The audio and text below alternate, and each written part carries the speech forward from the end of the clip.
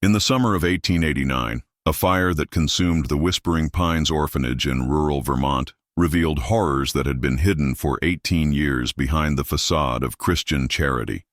When firefighters searched the smoldering ruins, they discovered evidence of systematic torture, medical experimentation, and child abuse so severe that the official investigation was immediately classified to prevent public panic. Hidden basement chambers filled with restraint devices, medical instruments stained with blood, and detailed journals documenting behavioral correction procedures painted a picture of an institution where children weren't being saved. They were being systematically broken. The Burlington County Coroner's report, sealed for over a century, described physical evidence on the bodies recovered from the fire that suggested years of deliberate physical and psychological trauma inflicted under the guise of moral education. What the state authorities buried in classified files, what local officials agreed never to discuss publicly, and what the surviving children were forbidden to speak about under threat of imprisonment, reveals the darkest chapter in Vermont's history of child welfare. Before we continue with the story of Whispering Pines and the children who endured unimaginable suffering behind its charitable facade, if you're listening to this story, you're about to hear details that have never been shared publicly before. Recovered from recently declassified documents and survivor testimonies that were hidden for over 130 years. Subscribe to Liturgy of Fear and hit that notification bell so you never miss our investigations into America's darkest historical secrets. And please tell us in the comments what state or city you're listening from. We love knowing where our community of truth seekers is located around the world. The trail that led us to this story began not in Vermont, but in the basement archives of the Boston Medical Historical Society, where a routine cataloging project uncovered a leather-bound journal that would expose the systematic horrors inflicted on vulnerable children in the name of Christian discipline and scientific progress. Established in 1871 on the outskirts of Millbrook, Vermont, the Whispering Pines Orphanage stood as what appeared to be a beacon of Christian charity in a region still recovering from the devastating losses of the Civil War. The imposing three-story brick building constructed with donations from the Burlington Railroad Company and local timber barons housed up to 50 children at a time. War orphans, foundlings, and the unwanted offspring of families destroyed by poverty, disease, or shame. Dr. Ezekiel Harrington, a former Union Army surgeon turned self-proclaimed child psychologist, founded the institution with his wife, Margaret, after developing what he called revolutionary theories about child development and moral education. Unlike other orphanages of the era that focused primarily on basic care and religious instruction, Whispering Pines advertised itself as a correctional institution for the moral and physical improvement of defective youth, a place where children, with behavioral problems, learning difficulties, or hereditary criminal tendencies, could be transformed into productive citizens through rigorous SE scientific intervention. The surrounding community of Millbrook, population 847 according to the 1880 census, initially welcomed the orphanage with enthusiasm. Local newspapers praised Dr. Harrington's innovative approach to child welfare, and prominent families donated generously to support what they believed was cutting-edge work in child psychology. The Burlington Free Press published glowing articles about Dr. Harrington's methods, describing him as a pioneer in the scientific treatment of juvenile delinquency and moral deficiency. However, beneath this veneer of progressive childcare lay a more sinister reality. Children admitted to Whispering Pines were classified into categories based on Dr. Harrington's assessment of their reformation potential. Those deemed mildly defective were subjected to standard orphanage routines of work, study, and religious instruction. But children classified as severely compromised or potentially criminal were enrolled in what Dr. Harrington called his special treatment program, a regime of physical punishment, psychological manipulation, and medical experimentation that would have been recognized as torture by any reasonable observer. The orphanage's isolation proved crucial to Dr. Harrington's ability to conduct his experiments without oversight.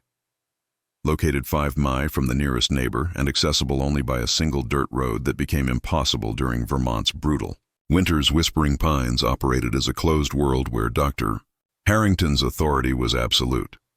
State inspection visits required annually by Vermont law were carefully orchestrated events where only the mildly defective children were visible to officials, while those undergoing special treatment were confined to basement areas that inspectors never saw.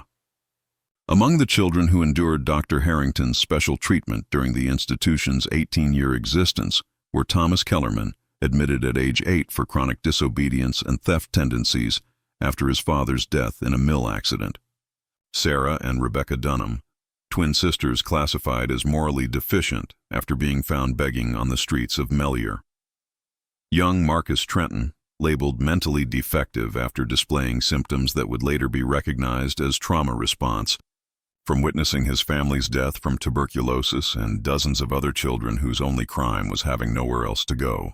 The daily routine at Whispering Pines varied dramatically depending on a child's classification. For the fortunate few deemed reformable, life consisted of the harsh but relatively standard orphanage experience, early morning prayers at 5 a.m., basic education focused on reading, writing, and arithmetic, manual labor in the institution's workshops and gardens, and evening religious instruction before bed at 8 p.m. These children slept in dormitories on the second floor, ate meals in the main dining hall, and occasionally received visits from potential adoptive families who toured the facility. But for children in the special treatment program, existence at Whispering Pines was a carefully designed nightmare. These children were housed in basement cells, the Dr. Harrington euphemistically called reflection chambers, windowless rooms, barely large enough for a straw mattress equipped with heavy wooden doors that could be locked from the outside and small slots through which food could be passed. The basement areas were deliberately kept cold and damp with stone walls that wept moisture and floors that remained perpetually wet, creating conditions that Dr. Harrington believed would humble the spirit and prepare the mind for moral instruction. The true nature of Dr. Harrington's special treatment program became clear through the recovery of his detailed experimental logs, found in a fireproof safe buried beneath the orphanage's foundation after the 1889 fire. These documents, written in Dr. Harrington's precise medical handwriting, described 18 years of systematic abuse disguised as scientific research into criminal psychology and behavioral modification. Dr. Harrington's experiments began with what he called baseline assessments, extended periods of isolation designed to break down a child's psychological defenses and establish his absolute authority over their existence.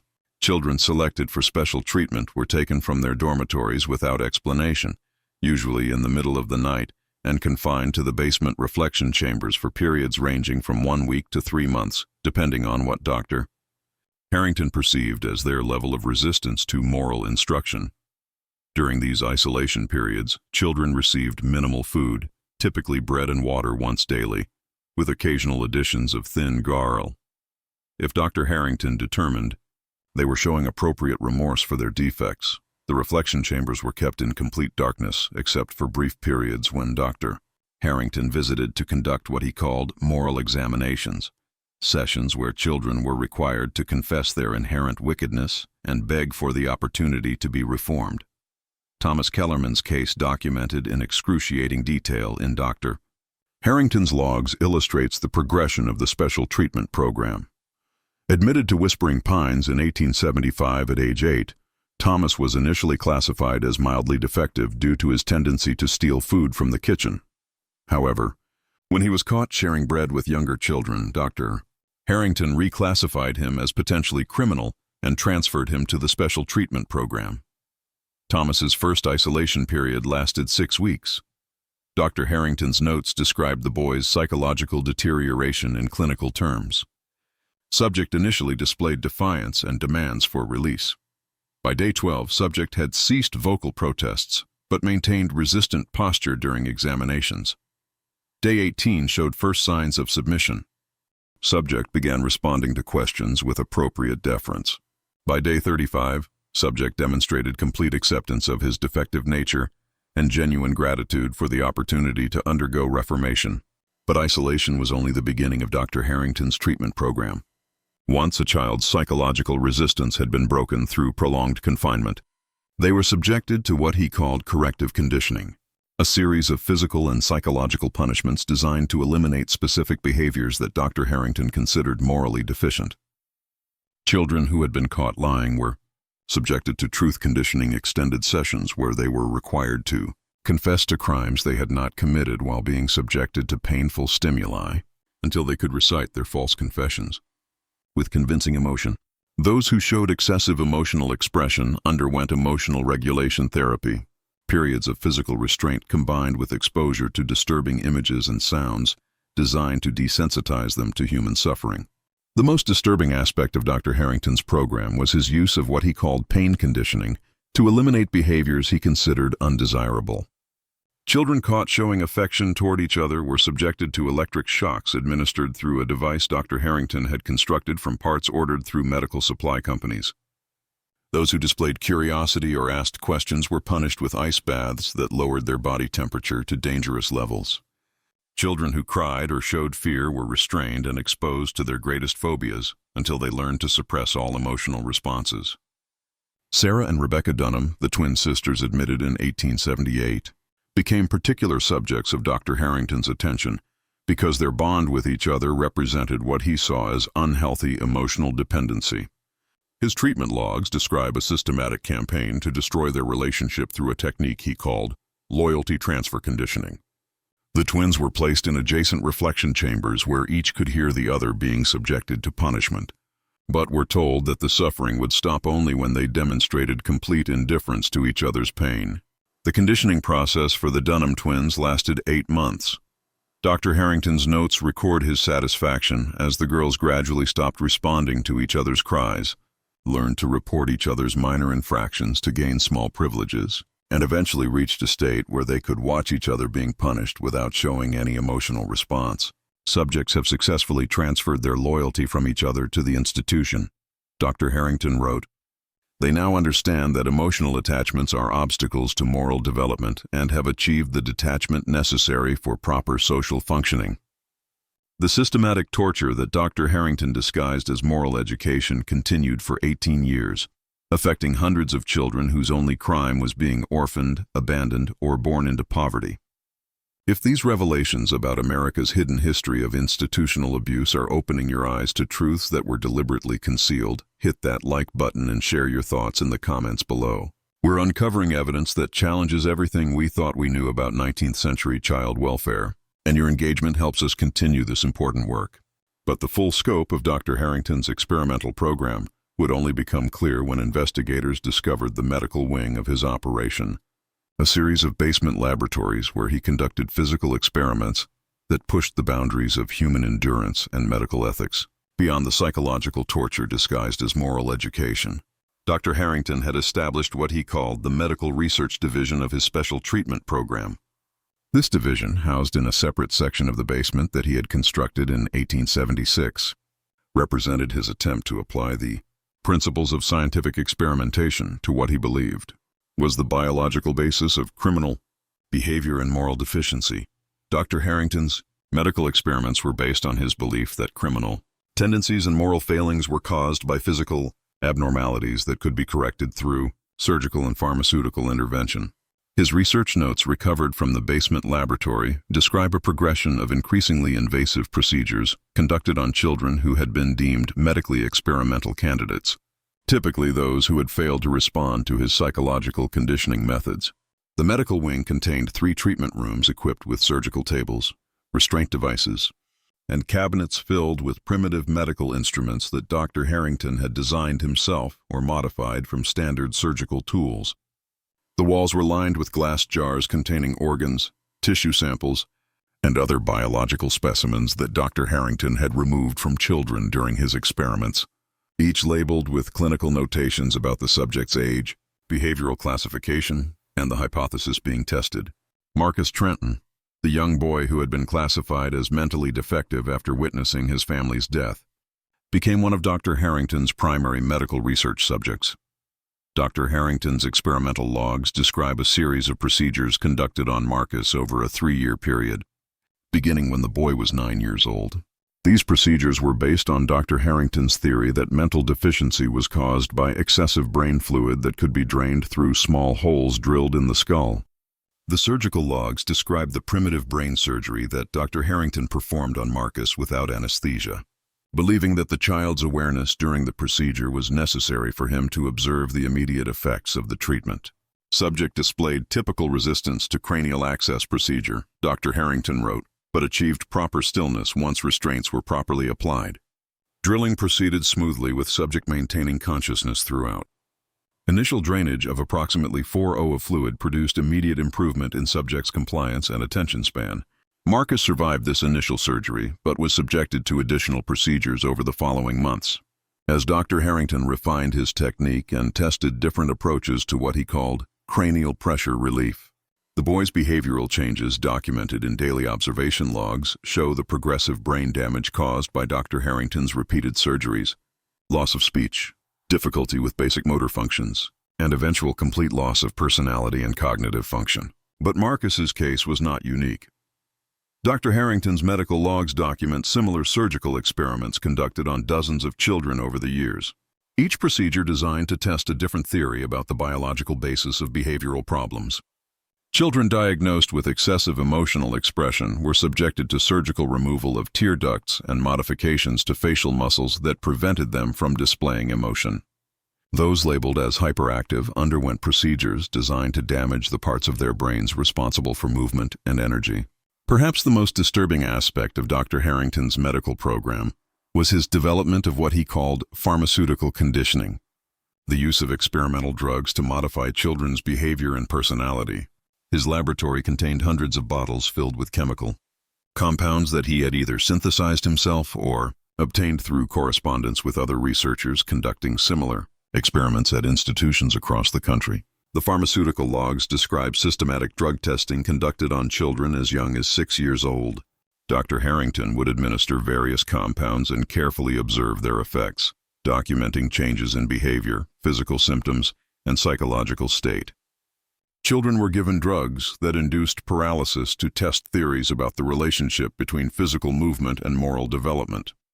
Others received compounds that caused hallucinations, which Dr. Harrington believed might allow him to directly access and modify their thoughts. One of his most extensively documented pharmaceutical experiments involved a group of 12 children who were given daily doses of a compound that Dr. Harrington called moral clarification serum, a mixture of opium derivatives, mercury, and plant extracts that he believed would eliminate their capacity for deception and criminal thinking.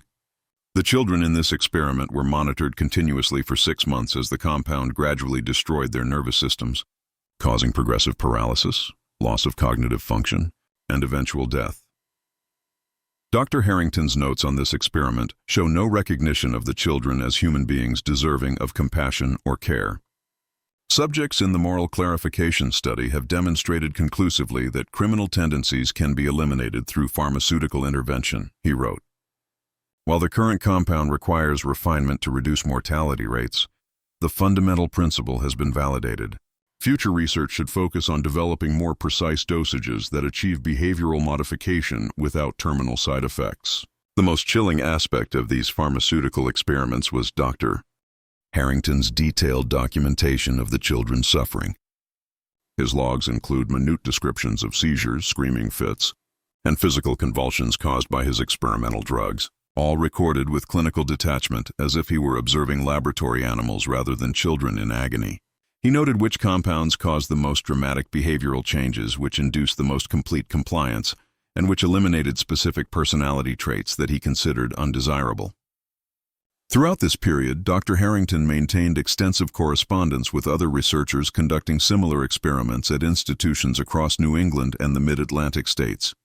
Letters found in his laboratory reveal a network of doctors, psychiatrists, and institutional administrators who shared information about techniques for behavioral modification, pharmaceutical experimentation, and surgical intervention in children's brains and nervous systems. One particularly disturbing letter, dated March 1883 and signed by someone identified as Dr. Wilhelm K. at an institution in Pennsylvania, describes experiments with a procedure called moral lobotomy, designed to eliminate criminal tendencies by severing specific brain connections. Your success with cranial pressure relief is most encouraging. Dr. K. wrote, "Our own experiments with selective brain tissue removal have produced remarkable improvements in subject compliance.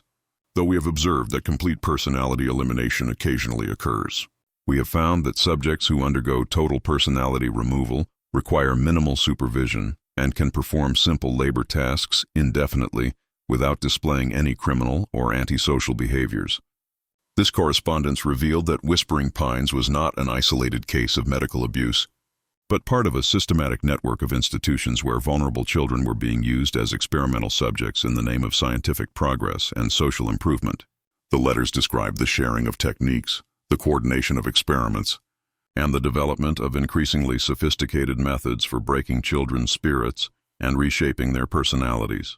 According to adult theories about proper behavior and moral development, the true scope of Dr. Gope Harrington's experimental network became clear through the investigation that followed the 1889 fire at Whispering Pines. When Marcus Wheeler, the journalist from the Burlington Free Press, began examining the recovered documents, he discovered that the orphanage had been operating as a research facility for what amounted to a secret society of physicians and institutional administrators who believed that children's minds and bodies could be modified through scientific intervention. Wheeler's investigation revealed that Dr. Harrington had been receiving funding for his experiments from sources far beyond the charitable donations that supposedly supported the orphanage. Financial records recovered from the fireproof safe showed regular payments from medical schools, pharmaceutical companies, and wealthy individuals who were interested in supporting research into what they called criminal anthropology and hereditary vice elimination. The payments came with specific requirements for research outcomes. A contract dated 1879 with the Boston Medical Research Foundation required Dr. Harrington to produce demonstrable evidence of behavioral modification in juvenile subjects with hereditary criminal tendencies. The contract specified that successful modification would be measured by complete elimination of antisocial behaviors, achievement of perfect compliance with institutional authority, and development of productive labor capacity without requirements for external motivation or supervision. To meet these contractual obligations, Dr. Harrington had developed an increasingly systematic approach to his experimental program.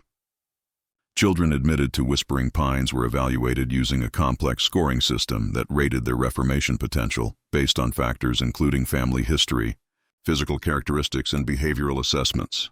Those with the lowest scores were designated as experimental candidates and subjected to the most intensive interventions. Wheeler's investigation uncovered evidence that Dr. Harrington had been falsifying his reports to funding sources, claiming success rates for his experimental treatments that bore no relationship to the actual outcomes. While his research logs documented the deaths, permanent disabilities, and psychological destruction caused by his experiments, his official reports described these same procedures as successful behavioral modifications that had transformed dangerous juvenile criminals into productive and compliant citizens. The most disturbing aspect of this deception was Dr. Harrington's practice of displaying successfully treated children to visitors and inspectors as evidence of his method's effectiveness. These children, who had survived his experimental procedures, but had been left with severe brain damage, physical disabilities, or complete personality destruction, were presented as examples of successful rehabilitation. Their compliance and lack of disruptive behavior were cited as proof that criminal tendencies had been eliminated through scientific intervention. Thomas Kellerman, who had survived Dr. Harrington's psychological conditioning, but had been left unable to speak or care for himself independently, was frequently displayed to visitors as a reformed theft case. Sarah Dunham, who had survived the loyalty transfer conditioning, but had lost all capacity for emotional expression or human connection, was presented as an example of successful treatment for unhealthy emotional dependency. These children's obvious disabilities were explained as temporary side effects of the reformation process that would resolve as their moral development progressed.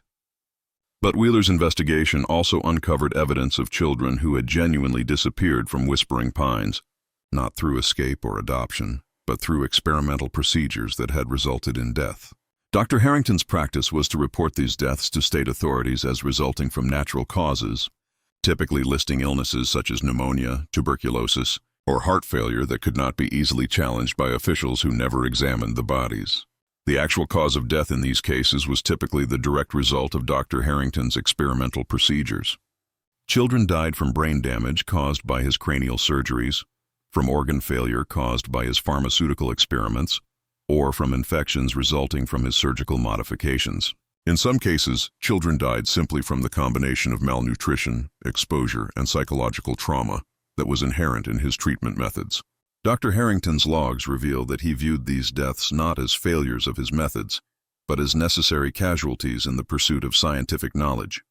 Subject number 47 expired during the third cranial pressure relief procedure, he wrote in one typical entry. But the preliminary results obtained during the first two procedures provide valuable data for refining the technique.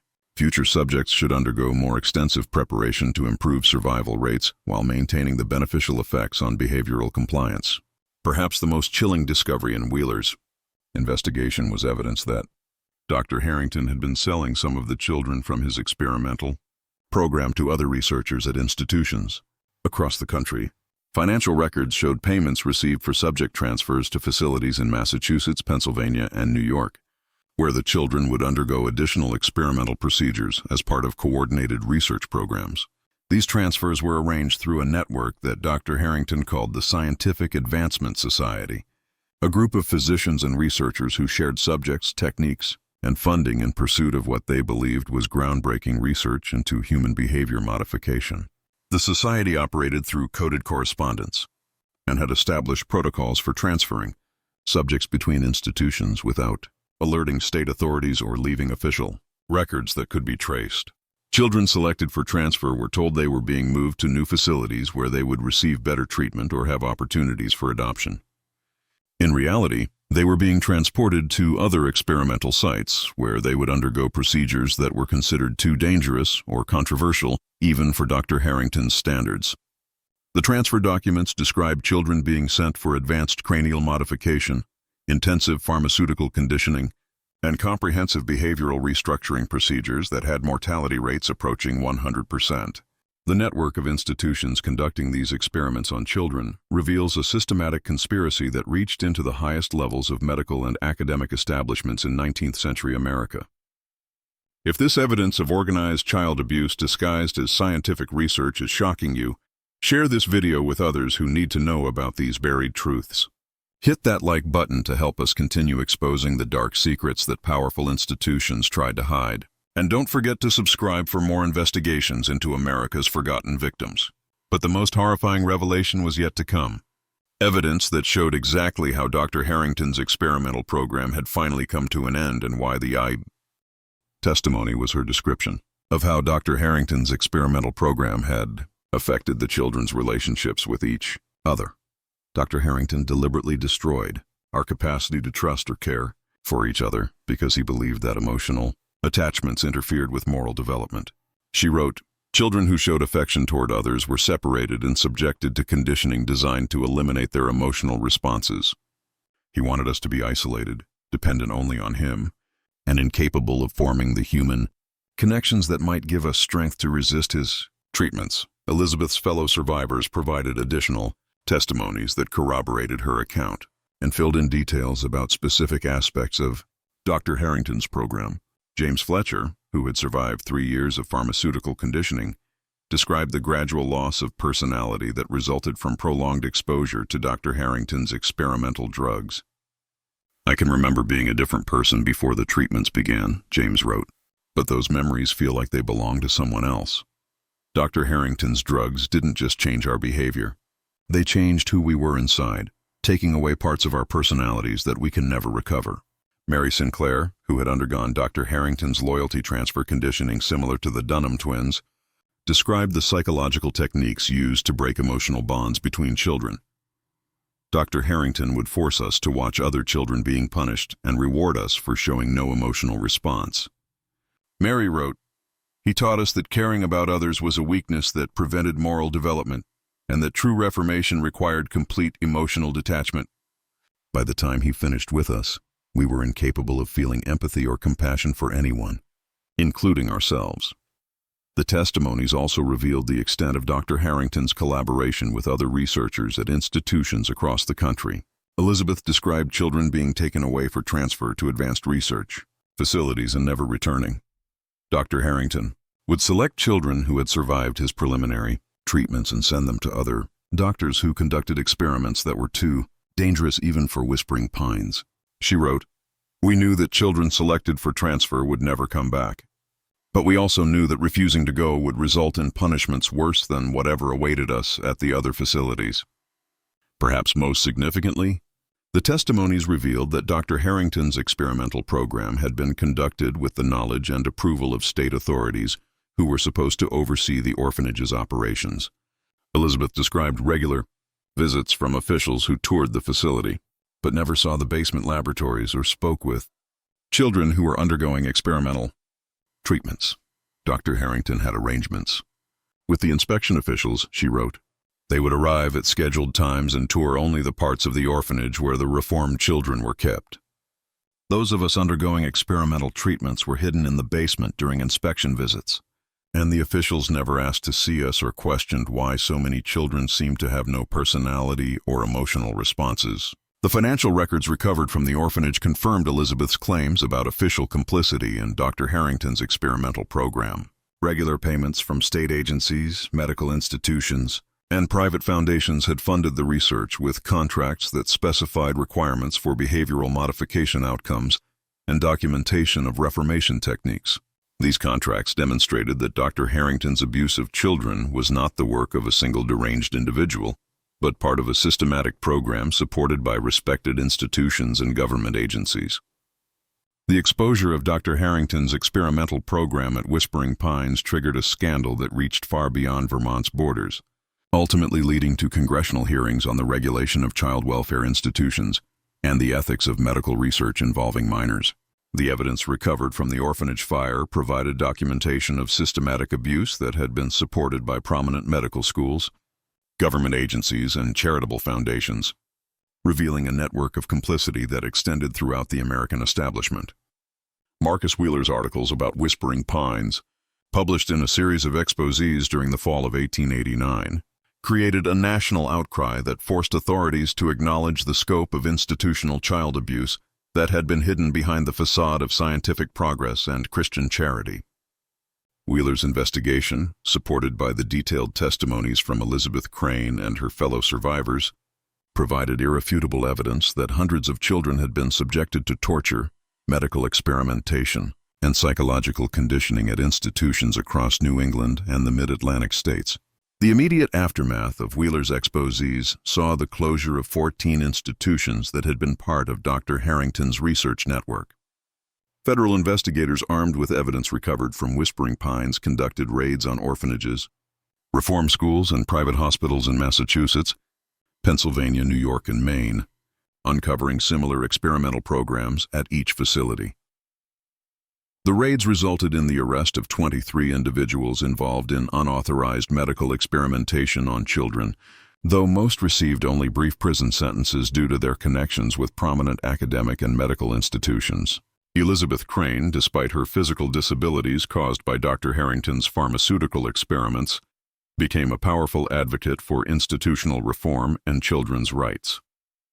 Her testimony before a congressional committee investigating child welfare practices provided lawmakers with detailed evidence of systematic abuse that had been conducted with government funding and official approval. Elizabeth's advocacy, supported by other Whispering Pine survivors, led to the passage of federal legislation requiring external oversight of all institutions housing children and establishing legal protections for minors involved in medical research. The investigation also revealed the financial scope of the experimental network. Records seized from the various institutions showed that Dr. Harrington and his collaborators had received over $2 million in funding from sources including the U.S. Army Medical Department, several prominent universities, and wealthy philanthropists who believed they were supporting cutting-edge research into criminal behavior and moral development. The disclosure of this funding led to congressional hearings that exposed the complicity of respected institutions in systematic child abuse. Perhaps most significantly, the Whispering Pines scandal led to the establishment of legal precedents that continue to protect children in institutional care today. The testimonies provided by Elizabeth and her fellow survivors were used to develop federal standards for the treatment of minors in institutional settings, including requirements for external oversight, limitations on medical procedures, and protections for children's rights to refuse experimental treatments. The surviving children from Whispering Pines faced years of recovery from the physical and psychological damage inflicted by Dr. Harrington's experimental program. Elizabeth Crane, despite her partial paralysis, completed her education and became a nurse, dedicating her life to caring for children who had suffered institutional abuse. James Fletcher, who had survived the pharmaceutical conditioning, became an advocate for victims of medical experimentation and worked to establish legal protections for research subjects. Mary Sinclair, who had endured the loyalty transfer conditioning, spent years learning to form human relationships again and eventually established a support network for survivors of institutional abuse. The physical site of Whispering Pines was never rebuilt. The ruins of the orphanage remained visible for decades, serving as a grim reminder of the horrors that had been conducted there. Local residents reported that the basement areas, partially preserved despite the fire damage, continued to contain evidence of Dr. Harrington's experimental program well into the 20th century. The site was eventually cleared and converted into a memorial park dedicated to the children who had suffered and died at the orphanage. The memorial, established in 1925 through funds raised by Elizabeth Crane and other survivors, bears the names of over 200 children who died at Whispering Pines during Dr. Harrington's 18-year reign of terror. The memorial's inscription, written by Elizabeth herself, reads, "In memory of the children who suffered at this place, and in honor of those who survived to tell their story. May their voices ensure that such horrors are never again inflicted on the innocent in the name of science, charity, or moral improvement." The long-term impact of the Whispering Pines scandal extended far beyond immediate reforms to child welfare institutions. The case became a landmark in the development of medical ethics, establishing principles for informed consent, protection of vulnerable populations, and oversight of experimental research that continue to guide medical practice today. The testimonies provided by Elizabeth and her fellow survivors were studied by psychologists and social workers, contributing to the development of trauma-informed care and therapeutic approaches for helping children recover from institutional abuse. Wheeler's investigation also revealed the extent to which respected institutions had been willing to overlook evidence of child abuse when it served their research interests. The correspondence between Dr. Harrington and his network of collaborators showed that reports of children's deaths, disabilities, and psychological damage had been routinely dismissed as acceptable casualties in the pursuit of scientific knowledge. This revelation led to the establishment of ethics review boards at universities and medical institutions designed to prevent future exploitation of vulnerable populations in the name of research. The financial institutions and philanthropic organizations that had funded Dr. Harrington's experimental program faced public scrutiny and legal action that continued for years after the initial scandal. Several prominent families who had donated to Whispering Pines were forced to establish victim compensation funds when their correspondence with Dr. Harrington revealed knowledge of the experimental program's true nature. The Boston Medical Research Foundation, which had provided substantial funding for the experiments, was disbanded after congressional investigations revealed that its leadership had received detailed reports about child deaths and disabilities, but had continued funding the research. The Whispering Pines case also had international implications, as Wheeler's investigation revealed that Dr. Harrington's research had been shared with medical institutions in Europe and other countries where similar experimental programs were being conducted on vulnerable populations. The scandal contributed to the development of international protocols for medical research and the protection of human subjects, establishing principles that were later incorporated into the Nuremberg Code and other international agreements governing medical experimentation. Today, the Whispering Pines case is studied in medical schools, social work programs, and ethics courses, as an example of how scientific authority can be used to justify systematic abuse of vulnerable populations. Elizabeth Crane's testimony, preserved in congressional records and academic archives, continues to serve as a powerful reminder of the importance of protecting children's rights and maintaining ethical standards in medical research. The children who died at Whispering Pines, including Marcus Trenton, Sarah, and Rebecca Dunham, and dozens of others whose names were recorded in Dr. Harrington's experimental logs, are remembered not only as victims of institutional abuse, but as witnesses whose suffering contributed to fundamental changes in how society protects its most vulnerable members. Their stories, preserved through Elizabeth's advocacy and Wheeler's journalism, ensure that the horrors of Whispering Pines serve as a permanent warning against the dangers of unchecked authority and the need for constant vigilance in protecting children's rights and welfare. The tragedy of Whispering Pines reveals how easily institutions designed to protect children can become instruments of systematic abuse when authority goes unchecked and vulnerable populations are viewed as expendable in pursuit of larger goals.